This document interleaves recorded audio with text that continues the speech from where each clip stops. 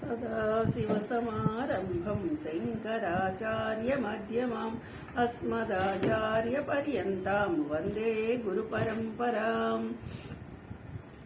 ओम श्री गणेशाय नमः, श्री सरस्वत्यै नमः, श्री गुरुभ्यो नमः।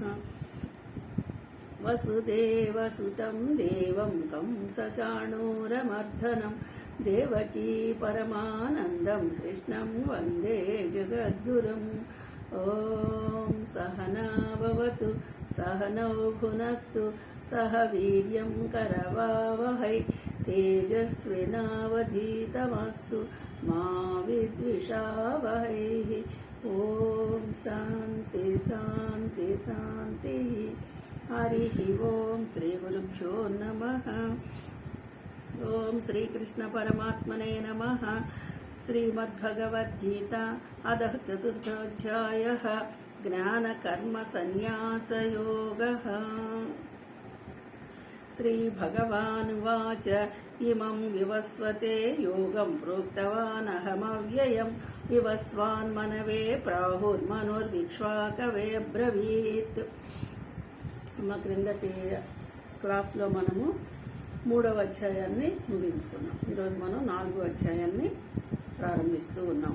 ఇక్కడ 3వ అధ్యాయంలో మనం నేర్చుకున్నటువంటి కర్మ గురించి, కర్మని యోగంగా మార్చుకోవడం అన్న విషయాన్ని గురించి కాస్త మనం చేతనైనంత వరకు విపులంగానే ఇది నెక్స్ట్ 4వ అధ్యాయంలో మనకు చెప్తున్న విషయము జ్ఞాన కర్మ సన్యాస యోగము అన్నారు. అంటే 3 కర్మ మాత్రమే అన్నారు, కర్మయోగం. ఇక్కడ 4కి వచ్చేటప్పటికి జ్ఞాన కర్మ అంటున్నారు.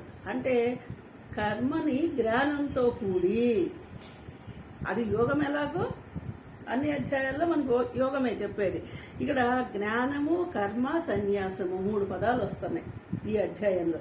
అంటే మామూలుగా దీనికి మామూలు మాటల్లో అనాలంటే పనిని జ్ఞానంతో చెయ్యి, సన్యాస భావంతో. అంటే సన్యాసము అనేది ఏంటి? ఇక్కడ సన్యాసం అంటే దానికి ఏదొచ్చినా నువ్వు వదిలిపెట్టడం, దానిని ఆశించకుండా ఉండటము, ఫలితాన్ని కోరుకుండటమే. అంటే మనం ఇక్కడ ఈ సన్యాసం అనే పదానికి ఈ అధ్యాయంలో మనం ఇలాగే అర్థం చేసుకోవాలి. ఎందుకంటే ఇక్కడ ఏదొచ్చినా సరే నువ్వు కోరకూడదు, కోరే అవకాశం లేదు, కోరకుండానే చేయాలి. అందుకే మనకి ఈ అధ్యాయం మొదలు ఏం చెప్తున్నారు? సగుణ పరమేశ్వరి ధ్యానము. అంటే మనం భగవంతుణ్ణి సగుణ రూపంగా ధ్యానం చేస్తున్నాం. సగుణ రూపంగా అంటే మనకి మీకు తెలుసు కదా, ముందు నుంచి చెప్తూ వస్తున్నాం కదా, ఒక ఆకారాన్ని, ఒక విగ్రహాన్ని ఏదో పెట్టుకొని పూజ చేయటం సగుణం. అలాగే మనం దాన్ని మరి నిర్గుణంగా చేయటం అంటే నీలో పరమాత్మను గుర్తించి నిర్గుణ రూపంగా సర్వవ్యాపి అయినటువంటి పరమాత్మని ధ్యానం చేయటం నిర్గుణ రూపం. సరే, ఇప్పుడు మరి కర్మలో కూడా నిష్కామము సకామము 2 రకాలు చెప్పుకున్నాం కదా. ఇక్కడ ఏం చెప్తున్నారు? సగుణ రూపము వల్ల చేసేటువంటి ఫలితం ఏంటి అని తెలుసుకొని నువ్వు నిష్కామంగా చెయ్యి. అంటే ఏ కోరిక లేకుండా సగుణ రూపంగా నువ్వు పూజ చేసినా కోరిక లేకుండా చెయ్యి అని చెప్తున్నారు.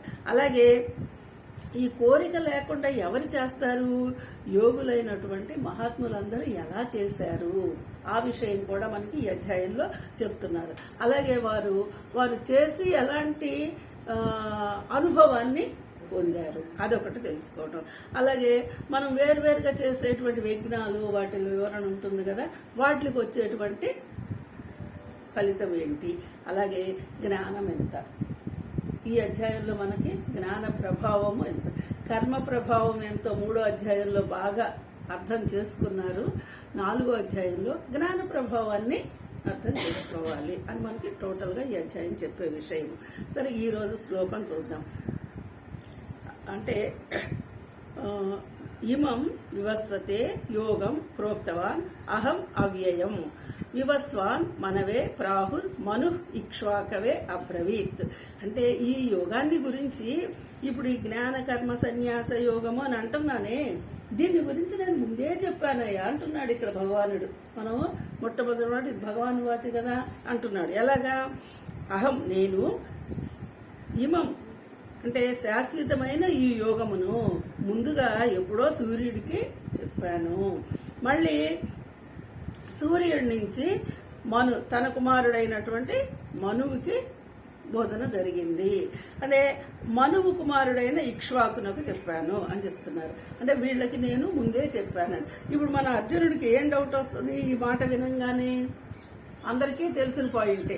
ఎలాగా, మనిద్దరం ఇప్పుడు ఉన్నామయ్యా, నువ్వేమో అప్పుడెప్పుడో సూర్యుడికి చెప్పానంటున్నావు, మరి ఆ సూర్యుడు ఎప్పటివాడు, సూర్యుడు అందరికంటే మూల అంటున్నావు కదా, మరి నువ్వే వ్యాపకత్వం విష్ణువు అని నువ్వే చెప్పావు కదా ఇవన్నీ, ఇది ఎలాగా అంటే చూడండి, ఇక్కడ మొట్టమొదటి శ్లోకం మనకి చెప్తున్న విషయము, నేను నిత్య సత్యమైన ఈ యోగమునకు సూర్యునికి తెలిపితిని.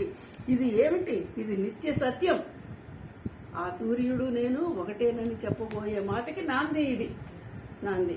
అది మరి సూర్యుడి పుత్రుడైన వైవస్వత మనువునకు కూడా నేను బోధించాను. అలాగే మనువు తన కుమారుడైన ఇక్ష్వాకునికి బోధించాను. ఈ ఇక్ష్వాకు వంశం ఎక్కడి నుంచి ఎక్కడికి వస్తుంది? ఇప్పుడు మనం రోజు చెప్పుకునేది రాముడు వంశం, ఇక్ష్వాక వంశం కదా ఇది. ఈ విధంగా ఈ పరంపరగా వస్తుందయా.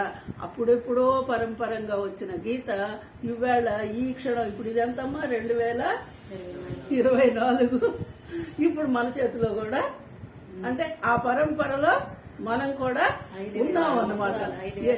ఎన్ని వేల సంవత్సరాలన్నా గడవని, ఇప్పుడు 5000 సంవత్సరాలు ఇప్పుడు అంటున్నావు నువ్వు. మరి ఆ యుగాలు వెళ్ళినాయి కదా. త్రేతాయుగం రాముడు అంటుంటవి, ద్వాపరం కృష్ణుడు అంటుంటవి. అంతకంటే ద్వాపరంలో జరిగినది మహాభారత యుద్ధము, ద్వాపరంలో బోధించాడు అంటున్నావు. ఈయన ఇప్పుడు ఏం చెప్పాడు? ఎప్పుడో నేను సూర్యుడికి చెప్పాను అన్నాడు. సూర్యుడు ఎప్పుడని మనకు అర్థమైంది ఉపనిషత్తులో? సూర్యుడు సృష్టికి మూలం. మరి ఆయన ఎప్పుడు మొదలయ్యాడో తెలియదే. మరి అలాంటి ఆయనకి ఈయన చెప్పానంటున్నాడు కదా ఇక్కడ. ఇది కదా విషయము. అలాంటి ఆయన చెప్పాను. అంటే ఇప్పుడు ఈ గీత ఇవాళ మనం ఈ 2024లో మన చేతిలో ఉందనుకున్న భగవద్గీత ఎప్పుడు మొదలయ్యింది? దీనికి ఏమన్నా మొదలన్నది?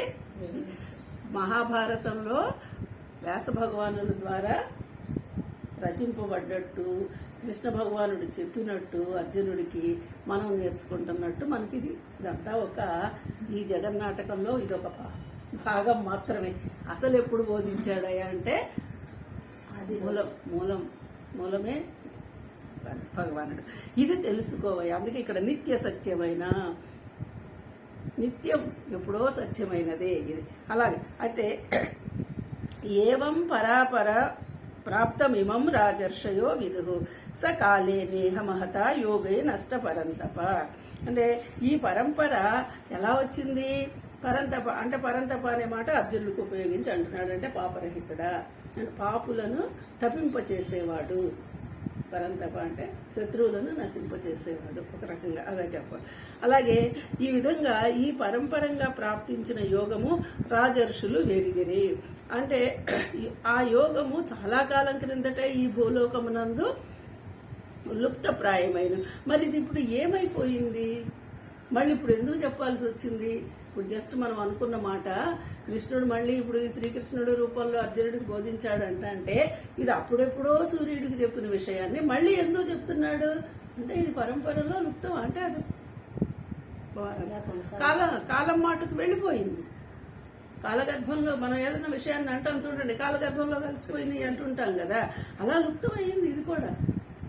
ఇప్పుడు మనం ఈ రోజుల్లో మనం అనుకుంటున్నామే న్యాయము ధర్మము అనే కనుమరుగైపోతున్నాయి అని, ఇప్పుడు అవే అంటున్నాం కదా అట్ ప్రజెంట్.